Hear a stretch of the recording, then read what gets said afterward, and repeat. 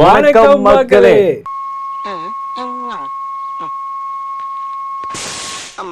So ஒரு வாரம் கழிச்சு மீண்டும் வந்துட்டோம். எப்படா உங்களை வந்து மீட் பண்ணுவோன்னு தான் நாங்களும் வெயிட் பண்ணிக்கிட்டு இருக்கோம்.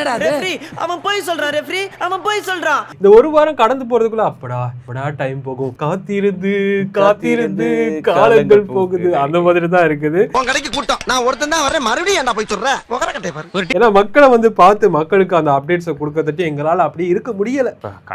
கண்டினியூஸா வந்து ரொம்ப ரொம்ப ரொம்ப ரொம்ப ரொம்ப அப்டேட்ஸ் வருது. நீங்களும் வந்து பாக்குறீங்க நோட் பண்றீங்க, நோட் பண்றீங்க, எல்லாம் பண்றீங்க. நானும் சரி இன்னைக்கு தானே ஷூட் பார்த்து பண்ணிக்கலாம் அப்படின்னு பார்த்தா ஷூட் கடைசியில வந்து நேரம் சொல்றீங்க மாதிரி வா போயிட்டு ஷூட் பண்ணுவோம் அப்படின்னு சொல்றீங்க. நானும் சரி இருக்கிறதெல்லாம் வச்சு ஒரு 4 நாள் இருக்கு, இதை வச்சு சமாளிப்பான் அப்படின்ற மாதிரி வந்து பார்த்துப்போம் அப்படின்ற மாதிரி தான் சொல்றேன். வாடா தேவா பார்த்துப்போம், அந்த மாதிரி இருக்கு. நிகழ்ச்சிக்குள்ள போயிடலாமா? கண்டிப்பா போயிடலாம். நான் உங்கள் மயூர்.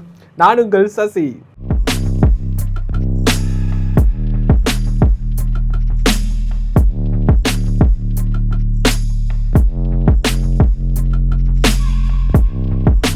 ஸோ மக்களை என்ன விஷயம்னு பார்த்தோம்னா ஏகே, அதாவது நம்ம தலை வந்து அடுத்து எந்த படத்துல நடிக்க இருக்கிறார் நம்ம எல்லாத்துக்கும் தெரியும். குட் பேட் அக்லிக்கு அப்புறம் எந்த படமும் வரல. ஸோ அதுக்கு அடுத்த அப்டேட் வந்து நமக்கு ஆல்ரெடி தெரிஞ்ச விஷயம் தான். குட் பேட் அக்லி படத்தை இயக்குனவர் தான் அடுத்த படத்தையும் இயக்க போறாரு. ஸோ இந்த படம் வந்து எப்போ வரும்னு மக்கள் வந்து வெயிட் பண்ணியே பார்த்துட்டு இருக்காங்க. இதுக்கிடையில தலைகிட்ட இருந்து ஒரு அப்டேட் வந்திருக்கு. என்னன்னு பார்த்தோம்னா தலை வந்து இந்த இயர்ல, அதாவது இந்த மார்ச்ல இருந்து வர்ற 2027 ஜனவரி வரைக்கும் எந்த ஷூட்டிங்கும் பண்ண போறது இல்லையா. அவர் என்ன பண்ண போறாரு, அவருக்கு பிடிச்சமான ஒரு விஷயம், கார் ரேஸ் பண்ண போறாரு. ரத்தம் ஒரு சொட்டு மிச்சம் அப்படியே கார் ரேஸ்ல போறாரு. சூப்பர். ஜனவரி, அதாவது 2027 ஜனவரி வரைக்கும் அவர் கார் ரேஸ்ல ஒவ்வொரு கண்ட்ரிக்கும் போறதுக்காரு. அப்போ அந்த ஆதிக் ரவிஷ் இந்த 2 படம் வந்து அதுக்கப்புறம் தான். சூப்பர். சோ படம் வரதுக்கு இன்னும் கொஞ்சமே லேட் ஆகுது. இன்னும் கொஞ்சம் படம் வரும், ஆனா கொஞ்சம் லேட் ஆகும், அந்த மாதிரி இருக்குது. சூப்பர். தலையோட கொடுத்துட்டீங்க, அப்டேட் கொடுத்துட்டீங்க. இப்ப தளபதி விஜய் அவருடைய வந்து ஜனநாயகன் படம் வந்து ரிவைசிங் கமிட்டி பாக்குறாங்க, ஆனா பார்க்க மாட்டேங்கிறாங்க. லீவ் போடுறானுங்க. இந்த மாதிரி விஷயங்கள் நிறைய நடந்துட்டு இருக்கு. ஏண்டா திருச்செயின் கிடைச்சதுல மறுபடியும் எதுக்கு திட்டிக்கிட்டு? ஸோ இந்த 17ஆம் தேதி வந்து படத்தை வந்து ரிவைசிங் கமிட்டி பார்த்துட்டாங்க. பார்த்ததுமே வந்து இப்போ அதில் வந்து நிறைய பொலிட்டிக்கல் சம்மந்தமான வேர்டிங்ஸு, நிறைய சம்மந்தமான சீக்வன்ஸ் எல்லாமே இருக்கனால இந்த படத்தை வந்து தேர்தல் ஆணையமும் பார்க்கணும், அதாவது எலெக்ஷன் கமிஷனும் பார்க்கணும் அப்படின்றத வந்து ரிக்வெஸ்ட் பண்ணியிருக்காங்க சிபிஎஃப்சி போர்டில் இருந்து. ஸோ அந்த எலெக்ஷன் கமிஷன் வந்து இந்த படத்தை வந்து பார்த்த பிறகு தான் இந்த படம் வந்து ரிலீஸ் ஆகும் அப்படின்னு சொல்லி மேக்ஸிமம் சொல்லியிருக்காங்க. ஸோ அதை இந்த படத்தை வந்து எல்லாரும் பார்த்தாச்சு. இவ்வளோ பிரச்சனைக்கு இருக்காங்க. சார் நம்மளும் ஒரு 5 எபிசோட் போயிருச்சா, 5 வாரமா நாங்க இதே தான் சொல்லிக்கிட்டு இருக்கோம். சரி பாப்பா எப்பயாவது வரும்னு நம்ம எதிர்பார்க்கிறோம். மனுஷ ஜென்மத்திலே சேரக்கூடாத ஒரு ஆளா இருக்கேடா கோகனட் மண்டையா, உங்ககிட்டலாம் போய் சொல்லிட்டானேடா. சரி பாப்பா என்ன மாதிரி அடுத்து அதுக்குள்ள ஹெச்பி வினோத் அடுத்த படமும் கமிட் ஆயிருவாரோ தெரியல. அதுவும் ரிலீஸ் ஆகி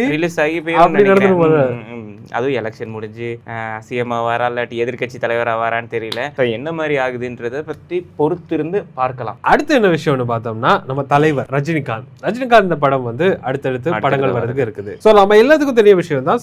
சிபி சக்கரவர்த்தி பார்த்தோம்னா நம்ம தலைவரை வச்சு ஒரு படத்தை வந்து டைரக்ட் பண்ண இருக்கிறாரு. சோ இந்த படத்துல என்ன சுவாரஸ்யமான விஷயம்னா நம்ம எல்லாத்துக்கும் தெரியும் தளபதி படம் கண்ணாலோ, நீங்க அந்த தளபதி. ஓகே ரைட் அந்த Thalapathi. Okay done. So Rajinikanth Shobana இந்த பேர் வந்து ரொம்பவே பேசப்பட்டது படம். ஆமா, அது வந்து அந்த படத்துல வந்து அந்த படத்துல லவ் ஸ்டோரி வந்து பிரிஞ்சிட்டாலும் ஒரு எபிக் லவ் ஸ்டோரின்ற மாதிரி தான் அவங்க அந்த மீட் பண்ணிக்கிற அந்த ஒவ்வொரு இன்சிடென்ட்டும் அப்படிதான் ரஜினி ஃபீல் பண்றது. சாதாரணமான ஒரு ஷாட், ஒரு 20 செகண்ட் இருக்கும், பட் அது ரொம்ப இம்பாக்டா இருக்கும்.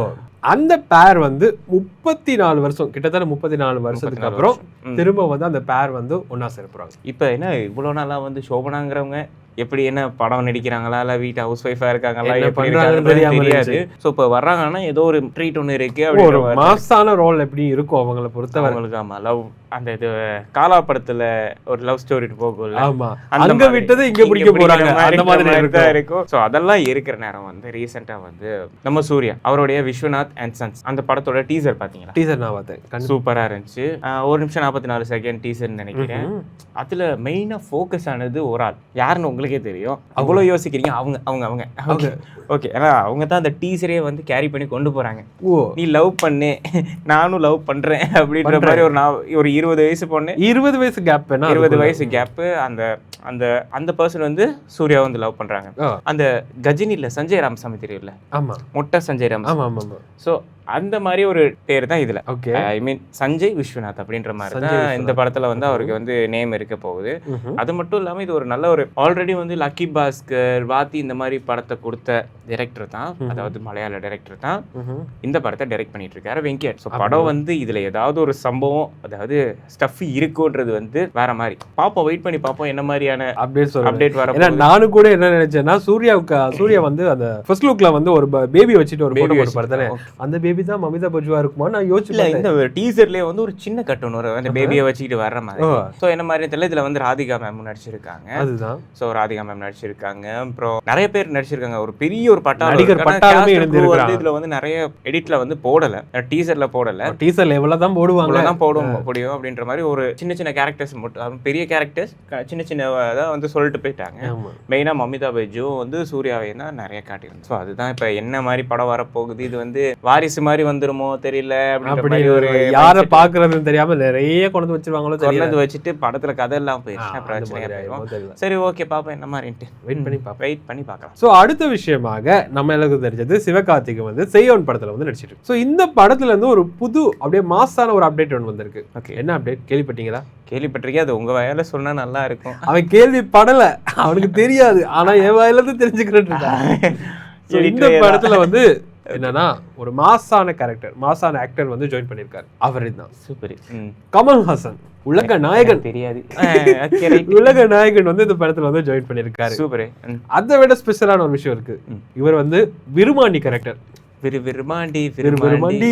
அதேதான். ஆனா அது வந்து அந்த படத்தோடைய அந்த டீசர் வந்திருந்த டைம்ல கூட நம்ம சிவகார்த்திகேயன் தான் விருமாண்டி. அவர் இப்ப யூஸ் பண்ண எல்லாமே வந்து அவர் கையில வாட்ச், அப்புறம் அவரோட கெட்டப் எல்லாமே வந்து அப்படிதான் இருக்கு அப்படின்ற மாதிரி சொல்லிட்டு இருந்தாங்க. சோ ஆனா வந்து அவர் இல்ல, அதுல உள்ளுக்கு வரப்போறாரு, அதுல ஏதோ ஒரு கேமியோ மாதிரி கொடுத்திருக்காங்க. சோ இவர் வந்து இந்த படத்துல இருக்காரு. சோ இந்த காம்போல வந்துச்சுன்னா இந்த படம் உண்மைக்குமே மாசா வேற லெவல் ஹிட் ஆகுன்ற ஒரு நம்பிக்கை வந்து இருக்குது. பாப்போம், சூப்பரா இருக்கும்னு நினைக்கிறேன். நம்ம ரீசெண்டா வந்து தாய்க்கிழமை ரிலீஸ் ஆகி ஒரு பிளாக் பஸ்டர் படம், ஒரு டெபியூ டைரக்டரோட ஒரு பிளாக் பஸ்டர் படம், சிவகுமார் முருகேசன் அவரோட. பட் நாமளும் வந்து எல்லாம் போயிட்டு பார்க்கும்போது நல்லா இருந்துச்சு. ஆமா, எந்த எதிர்பார்ப்புமே இல்லாம போனோம், எப்படிடா இருக்கும் ஒரு புது டைரக்டர் அப்படி இப்படின்னு சொல்லி. படம் வந்து வேற லெவல்ல தான். நம்ம போன வாரம் பேசின கூட இந்த படத்துக்கு வந்து நல்ல ரிவ்யூஸ் வந்து இருந்தது. அது மட்டும் இல்லாம 50 கோடிக்கு மேல வந்து பாக்ஸ் ஆஃபீஸ். So super.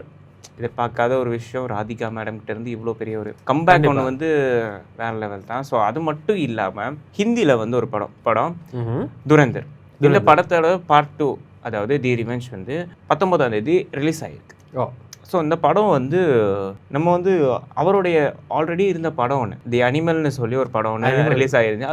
அது வந்து 3.5 மணித்தியால படம், 3.5 மணித்தியால படம். ஆனால் இந்த படம் வந்து 3 மணித்தியால 55 நிமிஷம். ஃபர்ஸ்ட் ஹாஃப் 1 hour 40 நிமிஷம். ஓகே, செகண்ட் ஹாஃப் வந்து 2 மணித்தியாலும் 15 நிமிஷம். இவ்வளோ பெரிய டியூரேஷன் வச்சு எப்படி படம் பார்த்துட்டு இருக்காங்கன்னா பார்க்குறாங்க. படத்துல வந்து கதை இருந்தா போதும், எவ்வளோ டைமா இருந்தாலும் பரவாயில்ல, நாங்கள் நின்று பார்த்துட்டு போறோம் அப்படின்ற மென்டாலிட்டியில தான் ஆடியன்ஸ் இருக்காங்க. இப்போ நான் அதான் சொல்றேன், ஆரம்பத்தில் நம்ம சொன்ன மாதிரி மக்கள் வந்து இப்போ மாறிக்கிட்டே வராங்க. ஏன் இப்போ 6 மணி நேரம் சீரிஸா உட்காந்து ஒரே நாளில் பார்த்து முடிக்கிறவங்களும் இருக்காங்க. இந்த ஸ்ட்ரேஞ்சர் திங்ஸ், பீக்கி பிளிண்டர்ஸ், இந்த மாதிரி நிறைய சீரிஸ் வந்து அந்த ஹாலிவுட் மட்டும் இல்லாம இந்த தமிழ்லையும் கூட வந்து நிறைய சீரிஸ் வந்துருச்சு. சுழல், வதந்தி, இந்த மாதிரி நிறைய சீரிஸ் வந்துருச்சு. ஸோ அதையும் வந்து உட்காந்து பார்க்குற மென்டாலிட்டியில இருக்க ஆடியன்ஸும் இப்போ இருக்காங்க.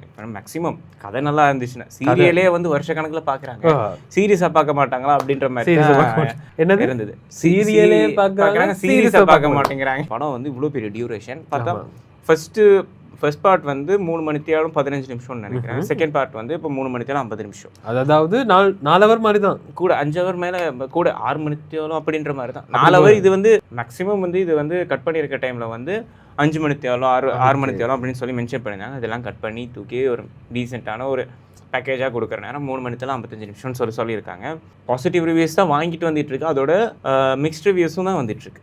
ஸோ படம் வந்து பார்ட் 1 வந்து வேற லெவலாக நல்லா இருந்தது. டெரரிசமை பற்றின ஒரு ஸ்டோரிஸ். ஸோ அது வந்து அப்படியே கம்பேக்காக வந்துட்டு இருக்கு.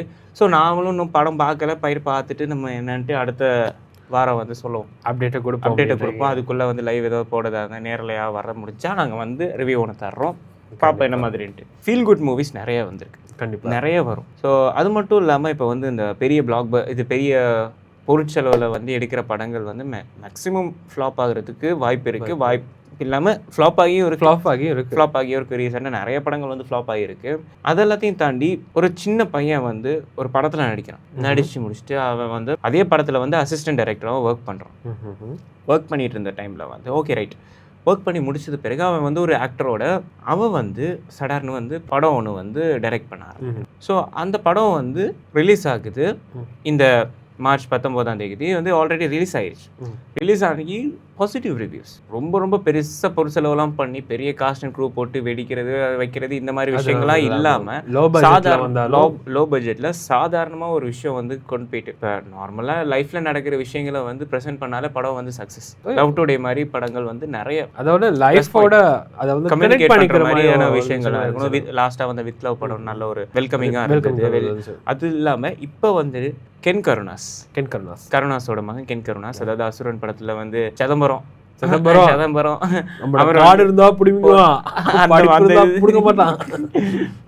அந்த பர்சன் வந்து, அதாவது அந்த ஆக்டர் வந்து படம் வந்து டைரக்ட் பண்ணியிருக்காரு யூத்ன்னு சொல்லி. ஸோ ஆல்ரெடி வந்து விஜய் நடிச்ச படம் வந்து யூத் அந்த டைட்டிலை வாங்கி இப்போ யூத் 2026 யூத் அப்படின்னு சொல்லி படம் வந்து ரிலீஸ் ஆகிருக்கு. ஸோ பாசிட்டிவ் ரிவ்யூஸ் நிறைய வந்துட்டு இருக்கு. அந்த படத்தை பொறுத்தவரை கென் கருணாஸ் வந்து சொல்லியிருந்தார் என்னன்னா, அவரோட நடிக்க மறுத்த ஒரு ஹீரோயின் வந்து அவரோட படத்தோட பாடலுக்கு வந்து ரீல்ஸ் செஞ்சு போட்டிருக்காங்களாம். இது வேற லெவல் தானே. என்ன இந்த பாட்டு மிஸ் பண்ணிருப்போமே, இந்த படத்தை மிஸ் பண்ணிட்டோம் செஞ்சு. இப்போ நம்மளாம் பசங்கள்லாம் இருப்பாங்கல்ல, பொண்ணு வந்து லவ் பண்ணனா சரி நம்மளோட நம்பர் இருக்கும், ஸ்டேட்டஸ் வைப்போம், புரிஞ்சுக்குவா அப்படின்னு சொல்லிட்டு ஸ்டேட்டஸ் வைக்கிற மாதிரி தான். அந்த மாதிரி தான் சில நேரம் வந்து அடுத்த படத்துக்கு அவர் வந்து காசு பண்ணலாம். இல்லை எல்லாருமே நம்ம லைஃப்ல அப்படிதான் யோசிப்போம். நம்மளை எங்க வெறுத்து ஒதுக்குனாங்களோ அவங்க முன்னுக்கு நம்ம வாழ்ந்து காட்டணும்னு நினைப்போம்ல. சூப்பர். ஸோ அந்த மாதிரி வாழ்ந்து காட்டியிருப்பலாம் சேம.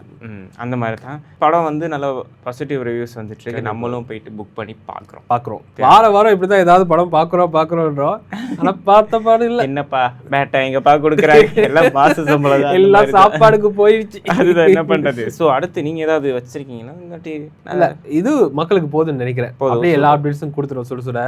சூப்பர். லாஸ்டா ஒரு சின்ன அப்டேட் ஒன்று தான். இப்போ நம்ம ஷாருக் கான் வந்து இப்போ வந்து நடிச்சிட்டு இருக்க படம் தான் கிங். இந்த படத்தில் வந்து ரீசெண்டாக அவருக்கு வந்து இன்ஜுரி ஆயிருக்கு. ஸோ இன்ஜுரி ஆன பிறகு அவர் யோசிச்சிருக்காரு, இல்லை நான் இனிமேல் வந்து ஆக்ஷன் சீக்வன்ஸ் எதுவுமே பண்ண மாட்டேன், அந்த காலத்து ரோமியோ ஷாருக்கான் அப்படியே மாறிடுறேன் அப்படின்னு சொல்லி வந்து நார்மலாக சுற்றுவட்டாரத்தில் அந்த ஒரு டாக் ஒன்று போய்கிட்டு இருக்கு. நான் இப்படியே பட்ட படங்கள் பண்ண போகிறேன் அப்படின்னு சொல்லிட்டு அவர் வந்து சொல்லியிருக்காரு. ஸோ அதனால் அந்த காலத்து தூஜே தேகா தோயே ஜானோ சனம் லிரிக் தெரியாதுப்பா, அந்த மாதிரி தெரியாதுப்பா, அந்த மாதிரியான ஒரு கேரக்டர் நான் திரும்ப ப்ளே பண்ண போறேன் அப்படின்னு சொல்லியிருக்காரு. ஸோ இதோட வந்து கடையை சாத்திக்கலாம். ஓவரா பேசினா அடே மூட்டு போங்கடா இருக்கும். ஸோ அடுத்த வாரம் நிறைய சினி பைட்ஸோட சந்திக்கிறோம். அதுவரை நான் உங்கள் மயூர், நான் உங்கள் சசி. பாய் பாய், டாடா.